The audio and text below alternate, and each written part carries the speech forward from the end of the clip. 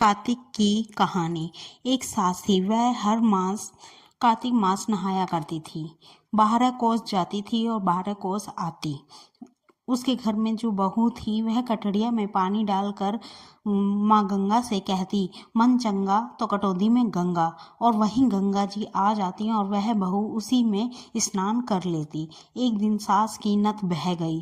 घर बहू नहाई तो उसके कटड़े में आ गई। उसने निकाल कर रख ली। सास आई तो उदास होकर बैठ गई। बहू बोली, उदास क्यों बैठी हो माँ? सास बोली, मेरी नथ गंगा में बह गई। बहू बोली, मेरे हाथ में आ गई है। सास बोली, कैसे? बहू बोली, तुम तो 12 कोस जाओ 12 कोस आओ, मैं कटड़े में पानी डालकर कह देती हूँ, मन चंगा तो कटोरी में गंगा, गंगा जी यहीं आ जाती हैं, उसी में तुम्हारी नथ बहकर आ गई है माँ, मैंने ले ली है। जैसी सास को आई किसी और को ना आइयो, बहू ने जैसी आई सबने आइयो, कहते सुनते हुकारा भरते, बोलो कार्तिक माह की जय। पटवारी की कहानी। एक बुढ़िया थी, उसके 4 बेटे थे और 4 भैंसें थीं। आया कार्तिक का महीना, अपनी बहुओं से बोली, मैं तो कार्तिक नहाने जाऊं और तुम लोग एक एक भैंस ले लो। 1 महीने में आऊंगी, देखूंगी कि तुम में कौन सी सबसे ज़्यादा घी जोड़ती है। तीनों बहुत चालाक थीं। छोटी बहू को ना तो दूध पिलाना आता था, ना ही घी निकालना आता था। तीनों देवरानी जेठानी बोली, अब देखेंगे कैसे करेगी। सासू छोटी से ज़्यादा प्यार करती थी, उसको कोई कुछ नहीं बताता था। वह बड़ी भोली थी, अपना सारा दूध दही पीपल पथवारी में गिरा देती। महीना पूरा हो गया, तीनों बहुओं ने डिब्बा भर के घी जोड़ रखा था। छोटी बहू पटवारी माता से बोली, मेरी सासू आएगी तो मैं घी कहाँ से दूंगी। पटवारी माता बोली, तू 4 कंकर ले जा और जाकर 4 डिब्बों में डाल देना, उसका एक एक डिब्बा भरा होगा तो तेरे 4 डिब्बे भर जाएंगे। वह 4 कंकर लेकर चली गई और 4 डिब्बों में डाल दिए, उसके 4 डिब्बे भर गए। सासू आई तो बोली, अल्लाह अपना अपना घी दिखाओ, किसने कितना जमा किया है।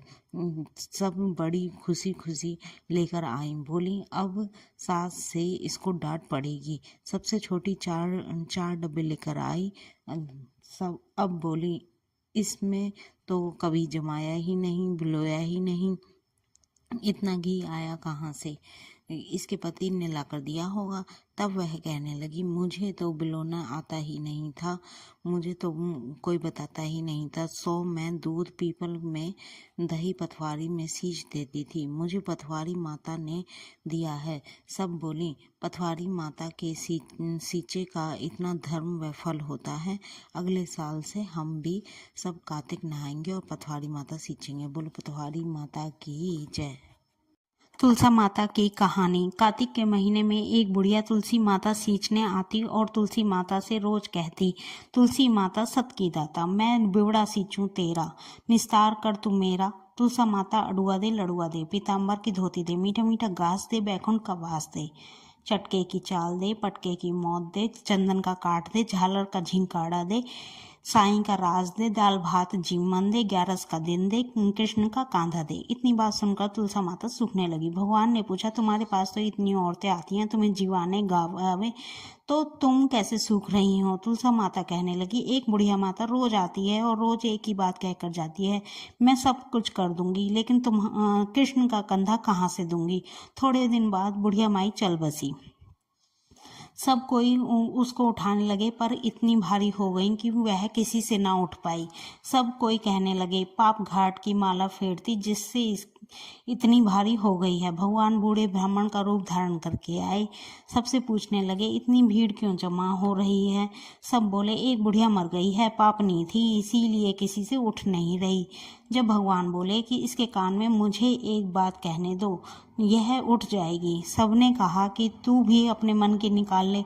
भगवान ने जाकर उसके कान में, बुढ़िया माई तू बीवड़ा सींचे मेरा, मैं करूँ निस्तारा तेरा। बुढ़िया माई अडुआ ले, गड़ुआ ले, पीताम्बर की धोती ले, मीठा मीठा घास ले, बैकुंठ का वास ले, चटके की चाल ले, पटके की मौत ले, चंदन का काट ले, झालर का झिंकार ले, साईं का राज ले, दाल भात का जी मन ले, कृष्ण का कांधा ले। इतना सुनते ही बुढ़िया माई हल्की हो गई। भगवान कांधे पर ले गए, उसकी मुक्ति हो गई। हे तुलसा माता, जैसी उसकी मुक्ति करी ऐसी हमारी मुक्ति करियो। जैसे उसको कांधा दिया वैसे सबको दियो। बोलो तुलसा माता की जय। लापसी तापसी की कथा। एक लापसी था, एक तापसी था। तापसी को भगवान की तपस्या करता। लापसी रोजाना सवा सेर का हलवा बनाकर भगवान को भोग लगाकर टाली हिलाकर जीम लेता। एक दिन दोनों में झगड़ा हो गया। लापसी बोला मैं बड़ा, तापसी बोला मैं बड़ा, क्योंकि मैं भगवान की तपस्या करता हूँ। नारद जी बोले कि तुम्हारा फैसला मैं करूँगा। दूसरे दिन तापसी नहाकर आने लगा और नारद जी ने 1.25 करोड़ का मुद्रा तापसी के आगे गिरा दिया। उसने आंख खोलकर देखा तो मुद्रा पड़ा है। उसने उठाकर पैर के नीचे दबा लिया और तपस्या करने लगा। उधर लापसी ने 1.25 सेर का हलवा बनाकर भगवान के भोग लगाकर टाली हिलाकर जीम लिया। इतने में नारद जी आए और दोनों को अपने पास बिठाया। दोनों पूछने लगे कि कौन बड़ा।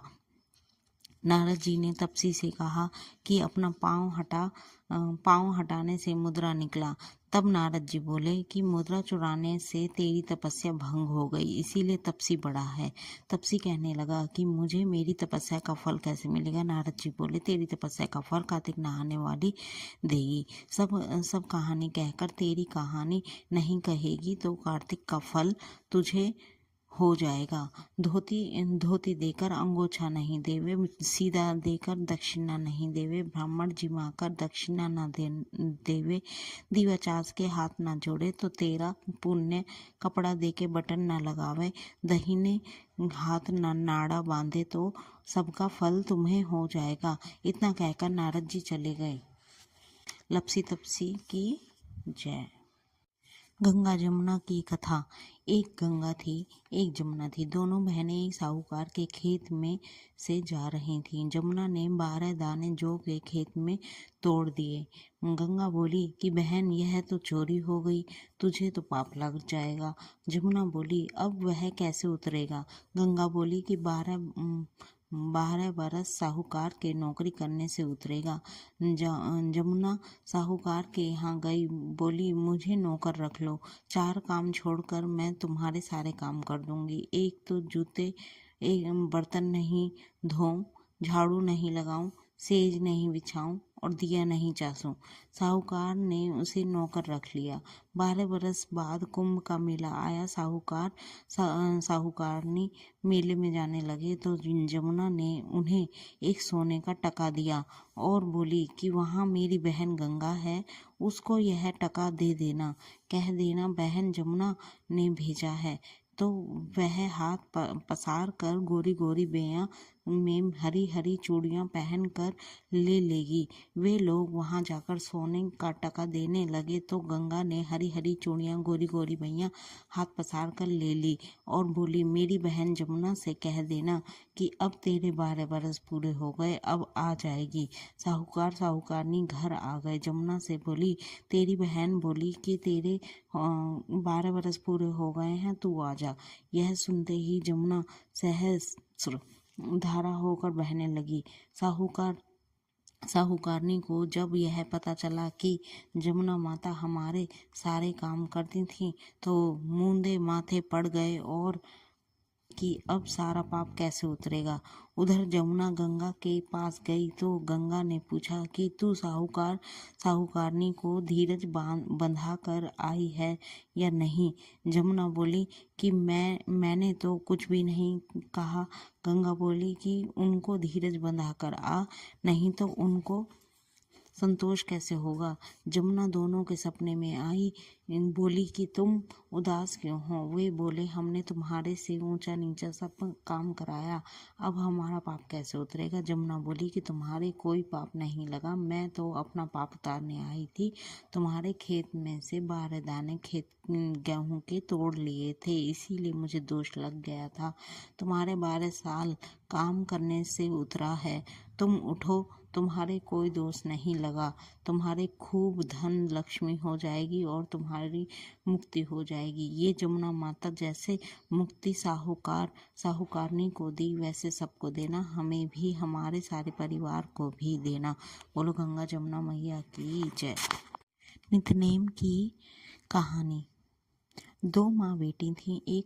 वह रोजाना नितनेम की कहानी कहा करती थी। उनकी बेटी ने कहा, माँ मैं नितनेम की कहानी कहूँगी। माँ ने कहा, बेटी तेरी कहानी ससुराल में कौन सुनेगा। उसने जिद की और नितनेम की कहानी कहने लगी। उसकी शादी हुई, ससुराल गई तो वह सबसे कहती कि मेरी कहानी सुन लो। सभी कुछ न कुछ बहाना बनाकर टाल देते, कोई कहानी नहीं सुनता तो वह भूखी रहती। एक दिन पड़ोसन बोली कि मैं तेरी कहानी सुनूंगी। वह आती, कहानी सुनती तो बहू खाना खा लेती। एक दिन ननद ने अपनी माँ से कहा कि माँ, भाभी पड़ोसन के कहने पर तो खाना खा लेती हैं और हम कहते हैं तो खाना नहीं खाती। माँ ने कहा, उससे मना कर देना। उसने कहा, अच्छा। लड़की ने पड़ोसन से मना किया तो पड़ोसन ने अपने पति से कहा कि उसकी बेटी मना करती है। पति ने कहा कि उसकी माँ मना करे तो मत जाना। अगले दिन सास ने मना कर दी तो पड़ोसन नहीं आई। बहू की कहानी कोई नहीं सुनता तो वह भूखी रहती। ससुर ने पूछा कि बहू कैसी है तो सास ने कहा कि अच्छी है, काम काज तो कर लेती है मगर खाती नहीं है। ससुर ने कहा कि बड़े घर की बेटी है, काम करने में थक जाती होगी, इससे काम मत कराया करो। लेकिन वह फिर भी नहीं खाती। धर्मराज का आसन डोल उठा कि इस नगरी में ऐसा कौन है जो भोजन नहीं करता, उसे बुलाओ। स्वर्ग से विमान आया तो सास बोली, मैं चलूं। तो बहू ने कहा, तुम्हें तो बहुत काम था, मेरी कहानी सुनने का समय नहीं था। जिटानी ने कहा तो कहने लगी कि तुम्हें तो मालिक का खाना बनाना है। ननद ने कहा तो कहने लगी कि तुम्हें तो गुड्डी गुड़िया खेलने से फुर्सत नहीं है। पड़ोसन बोली, मैं चलूं तो बोली कि हाँ चलो। तुमने ही मेरी नितनेम की कहानी सुनी। वह अपने मालिक के पास गई। मालिक बोला कि तू तो बड़ी भाग्यवान है जो जीते जी जा रही है, मर कर तो सभी जाते हैं। वह भी गई। कहते सुनते हुकारा भरते। नितनेम कहानी की जय। गणेश जी की कथा। एक बुढ़िया माई थी, मिट्टी के गणेश जी की पूजा करती थी। रोज बनाए रोज गल जाए। एक सेठ का मकान बन रहा था। वो बोली, पत्थर का गणेश बना दो। मिस्त्री बोले, जितने हम तेरा पत्थर का गणेश गढ़ेंगे उतने में हम अपनी दीवार का ना चिनेंगे। बुढ़िया बोली, राम करे तुम्हारी दीवार टेढ़ी हो जाए। अब उनकी दीवार टेढ़ी हो गई। वो चिने और ढह जाए, चिने और ढह जाए।